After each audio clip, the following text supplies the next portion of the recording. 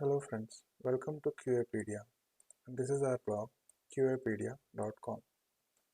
The topic that we are going to cover today is smoke and sanity testing, and the subtopic that we will cover today are smoke and sanity testing, smoke testing, what is smoke testing, example of smoke testing, importance of smoke testing, sanity testing, what is sanity testing, example of sanity testing, importance of sanity testing.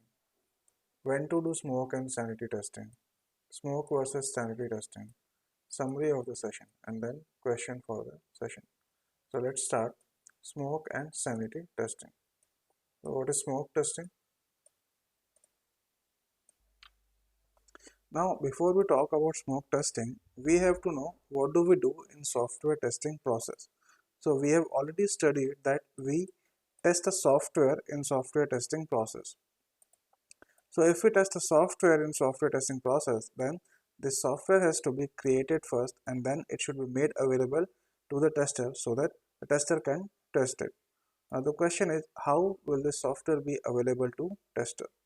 And the answer is, software developer will create the software and then software developer will install the software or deploy the software to testing environment.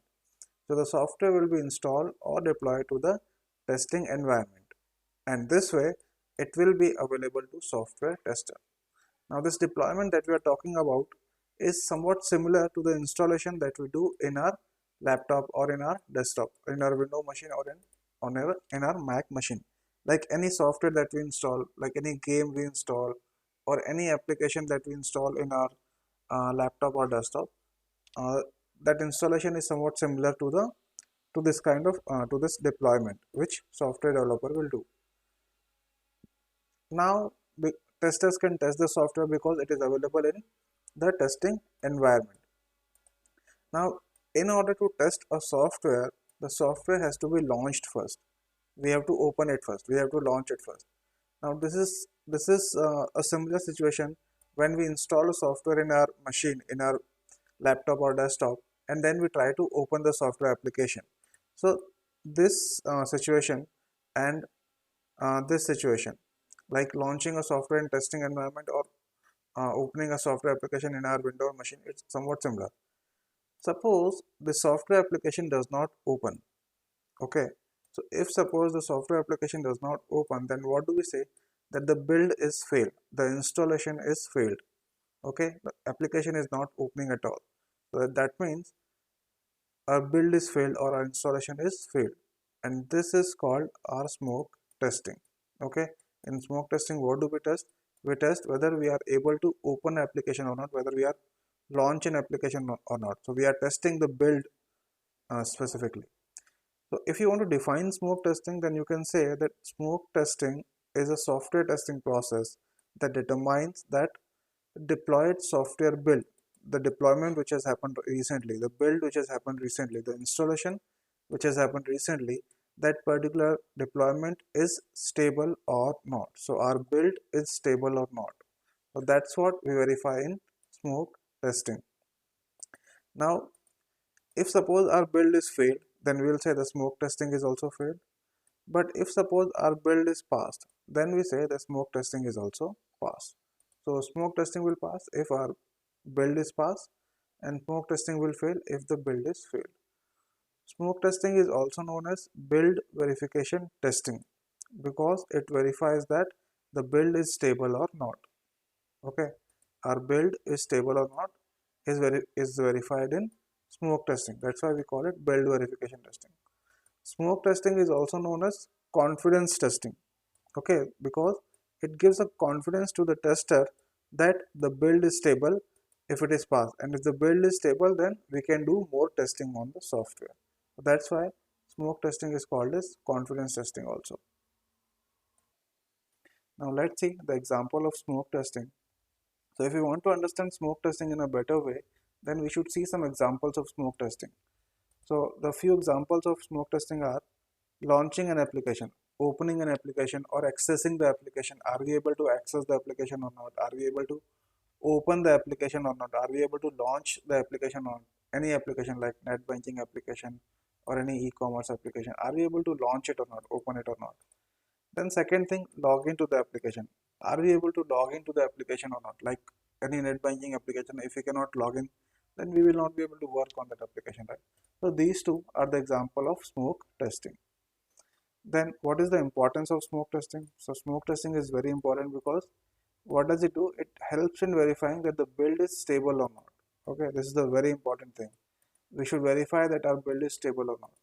Then smoke testing helps in catching the blocker issues, okay, as early as possible. So blocker issues are some issues which we should catch as soon as possible, because if blocker issues are there, then we cannot work on our application. Our execution, our testing will be blocked completely. So we cannot work on our testing, we cannot do a testing. So blocker issues must be caught as early as possible. So smoke testing helps in catching the blocker issue.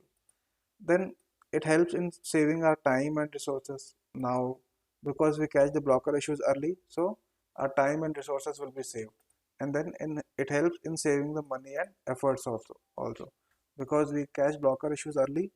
So our the cost of fixing defects also is very less, and our efforts also will be very less because we catch our issues as early as possible, very early at the stage of development. So these are some importance of smoke testing. Now let's see sanity testing. So what is sanity testing? Now sanity testing is the next step of smoke testing. So when the smoke testing is passed, then only we work on sanity testing, or software tester will work on sanity testing. And the question is, what is sanity testing? And the answer to the question is that when we perform critical functionality testing, okay, then the testing is called as sanity testing. So in sanity testing, we perform critical functionality testing. Now, what is a critical functionality of a software application? So we have to see some examples for that if you want to understand sanity testing. Example of sanity testing. So let's see the example of sanity testing. If you see the example number one, the first example is of net banking application. So for a net banking application, what are the critical functionalities? Balance checking, check the balance, payment transfer, and paying our bills online. So these are some examples of critical functionality. Then if we see the second example is of, let's say, for an e-commerce application. Now for an e-commerce application, placing an order, like creating order, returning that order, or online payment integration. These are some examples of critical functionality. Now if we test these functionalities, then we can say that we are doing sanity testing of a net banking application or an e-commerce application. And sanity testing will be done after smoke testing. So whenever we do testing for a critical functionality, then we say that we are doing sanity testing for that application. And sanity testing will be done after smoke testing. So every time when a build happens and then smoke testing is done and smoke testing is passed, then only sanity testing will be performed.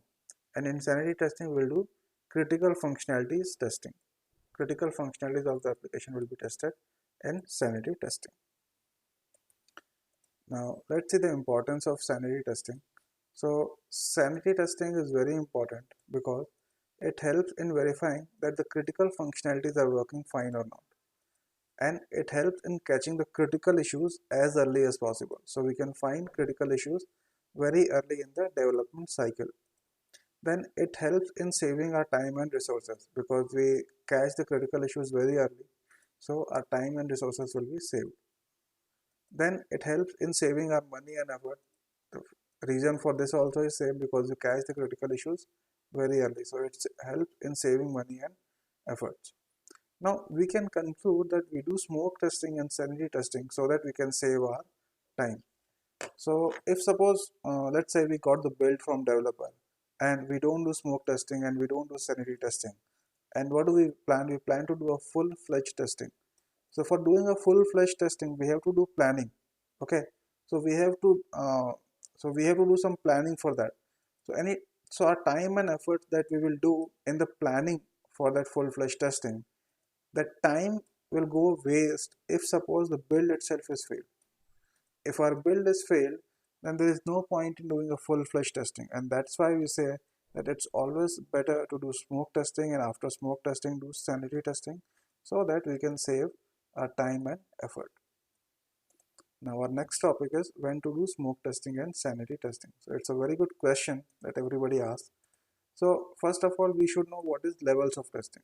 So in levels of testing, we know that first we do unit testing, then we do integration testing, and then we do system testing. Now we suppose we deep dive into system testing, then we see the subset of system testing are smoke testing, sanity testing, and regression testing. So system testing is further divided into these three parts. If we want to know when to do smoke testing and sanity testing, then we can say first we do unit testing, then we do integration testing, and after integration testing we will do smoke testing, and after smoke testing we will do our sanity testing, and then we will do our regression testing. So smoke testing and sanity testing will be done at this particular level. At this time we should do smoke and sanity testing. Now let's see the difference between smoke and sanity testing. So smoke testing is done to verify the build is stable or not. Our build is stable or not. Sanity testing is done so that we can verify that the critical functionalities are working fine or not. Smoke testing is done before sanity testing. Sanity testing is done after smoke testing. Now smoke testing will test the entire system. Smoke testing is something that tests the entire system. But sanity testing will test the functionalities of the system. Okay. And smoke testing can be performed by anybody like developer or tester, anybody can do it. But sanity testing should only be done by testers. It should only be performed by testers. Now let's see the summary of the session. So we have covered below topics in this session. What is smoke testing? Examples of smoke testing, importance of smoke testing, what is sanity testing, then example of sanity testing, and then importance of sanity testing, and when should we do smoke and sanity testing. And at the end we have seen smoke versus sanity testing. Now the question for this session is list out the differences between smoke and sanity testing. So that's all for this session. That's all in this session. And if you want to get the notes for the session, you can go to this particular blog and get the notes for this session. Thank you very much.